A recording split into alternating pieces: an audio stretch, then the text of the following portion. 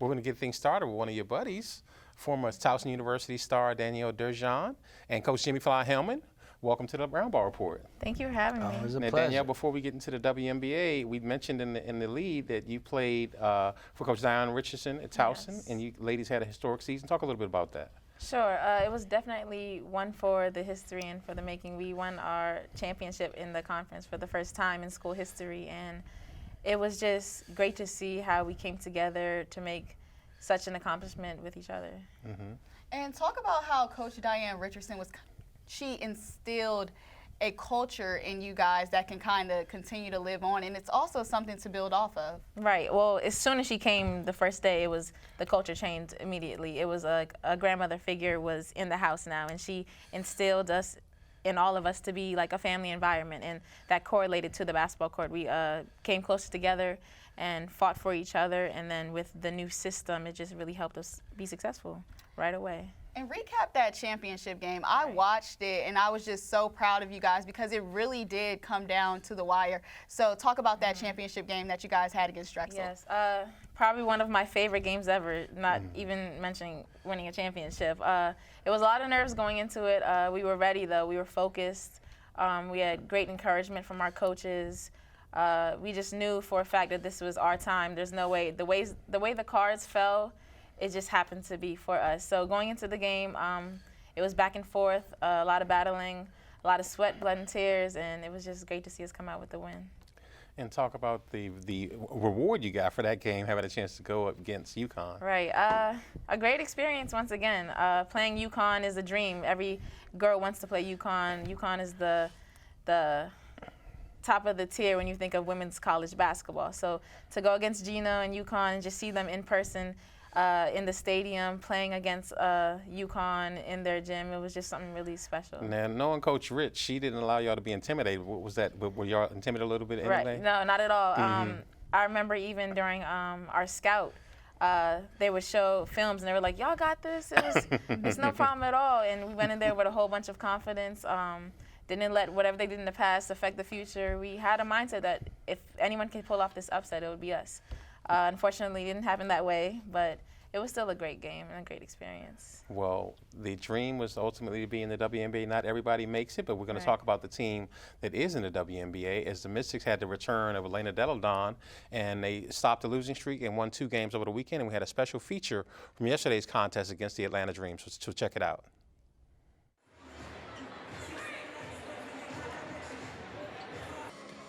What's up, DMV? It's Chrissy D here for the Roundball Report, and today your Washington Mystics are going to take on the Atlanta Dream. Now, this is going to be one for the books. This place is packed out, and our Mystics are on a roll, so let's see what they bring today. I have to tell you if we played well or not. So, I mean, obviously, sweep a season series against a team feels good. I think what it felt best at was to kind of get back to a game that had some flow, some up and down to it. I thought our defense was really good for long stretches, and we had a whole bunch of different people contribute. I mean, obviously Elena had, whatever great number she had, 28 or whatever it was, but you had a lot of other people step up. Tiana comes in the first half, plays great. Ariel Powers goes in the starting lineup today with Ariel Atkins out and plays great. I mean, we just had, Tosh does her usual, get everybody involved, and we just kind of spread the wealth today. So that was fun to see. Players have the mental thing when they play with the mask and maybe struggle a little bit. Does not. Hadn't bothered Elena.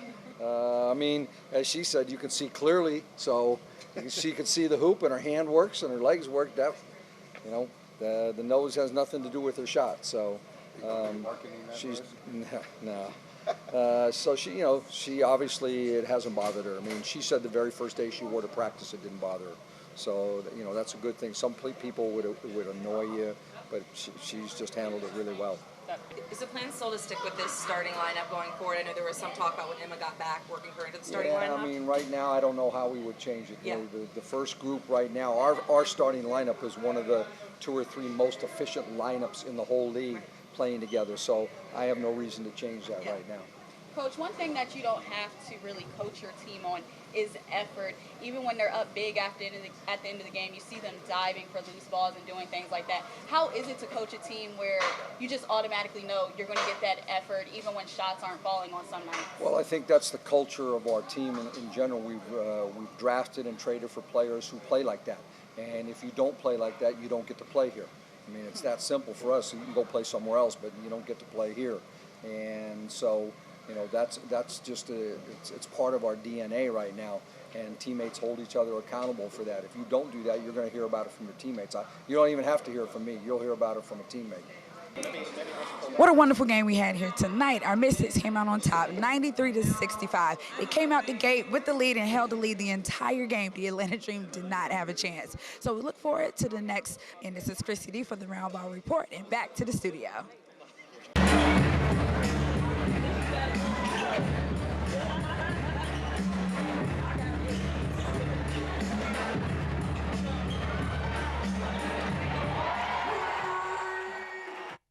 The Mystics will be on the road this Wednesday against the Minnesota Lynx. And we just talk about how much depth this team has. One of their starters was out in Ariel Atkins, but they still continue to do well. Coach Jimmy Fly, we talked about the depth that this team has and, of course, how Elena Delle Donne, she just brings it. When she was out those 3 games, they lost. She comes back, they go 2-0. So how important is she to this Mystics team?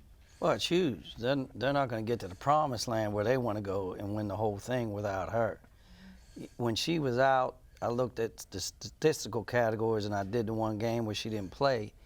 They had a stretch there because they have made the most three-point shots out of any team in the WNBA. Not percentage-wise, but makes.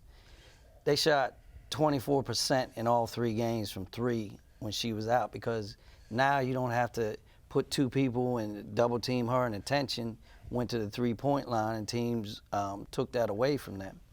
With her back, this is a free-flowing offense. If you look at the stats, I always look at assists and how many made shots. The last 2 games, 24 assists both games, 31-37 made field goals. That means they're sharing the basketball, moving it.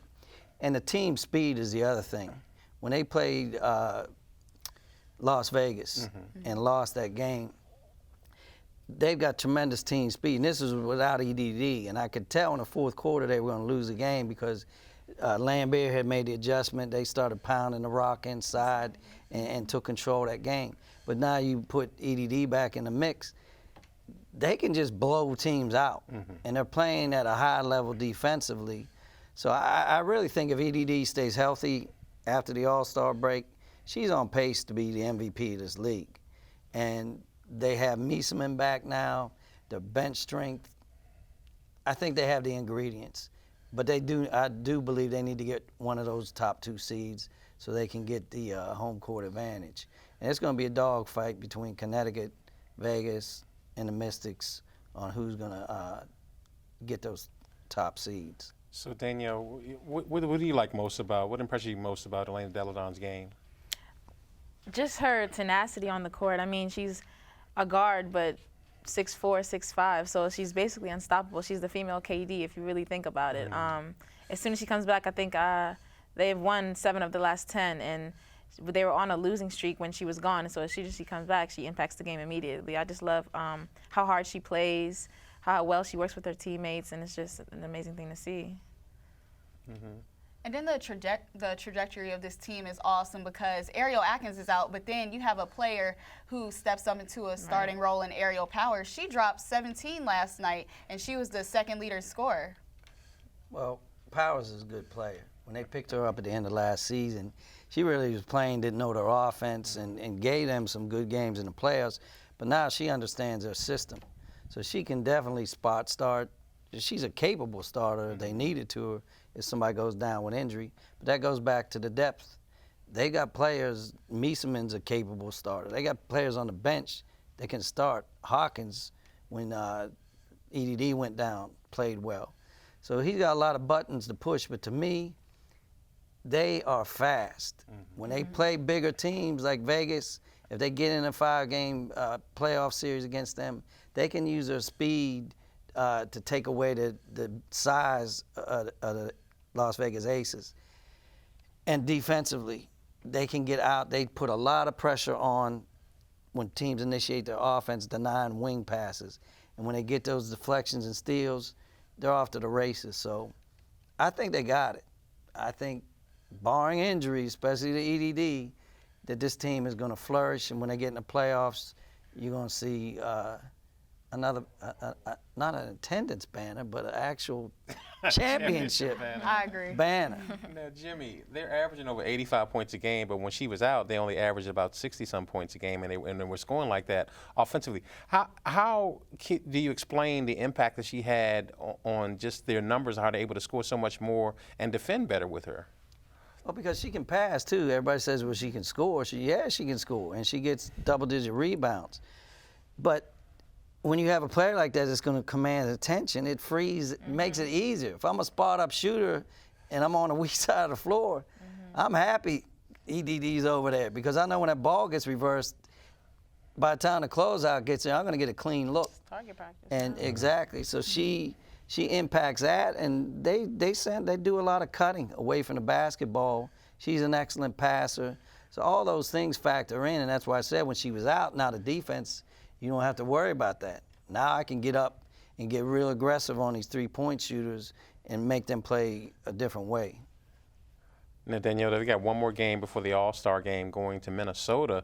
Historically, they've done well against Minnesota, but this is a new Minnesota team without Maya Moore and Lindsay Whalen. and Simone Augustus. They got Sylvia Fowles still. Yes, so Sylvia Big Silla's Fowles, there. She's a force to reckon with in the paint. Yeah. But do you think that the Mystics can handle that matchup in Minnesota before the All-Star break? I do. I really do. I think just having Deladon back and how she stretches the floor, as unguardable as she is, and just her being back gives confidence to the other players. It's always a good thing to feel like you're at your optimum force when going against a team like Minnesota. With the way they've been going to, even for the city, it's just a great thing to see the Mystics on a successful path, being second in the East right now. So I think the way their confidence is looking, they have a really strong chance against Minnesota. So, Jimmy, you talked about the impact of Deladon against the Aces. In a game and a half with her, they were averaging up by 25 points. And the one time they had to play without her, they ended up losing. They get to finish up the second half. They're trying to reschedule the earthquake. It got suspended, but the Mystics were up by 17. But Masonman's not going to be able to play because she wasn't on the roster in that game. Do you think they'll be able to finish out? It's going to be awkward to try to just pick up a game from the second half. Well, it might be awkward, but I'd rather pick up a game when I got a 15-point lead. I'm about 15-0 when we're starting. That's going to be a big game because they're a half game out of first place right now. Connecticut and Vegas are 12-6. They're 11-6. So you need to get that head-to-head win. Again, with this home court advantage, I've stated on the show before, no team ever in the history of WNBA that did not finish 1 or 2 seed has ever won the title. So getting that break, home court advantage, if you get into the finals, is huge. And I think they got to get it.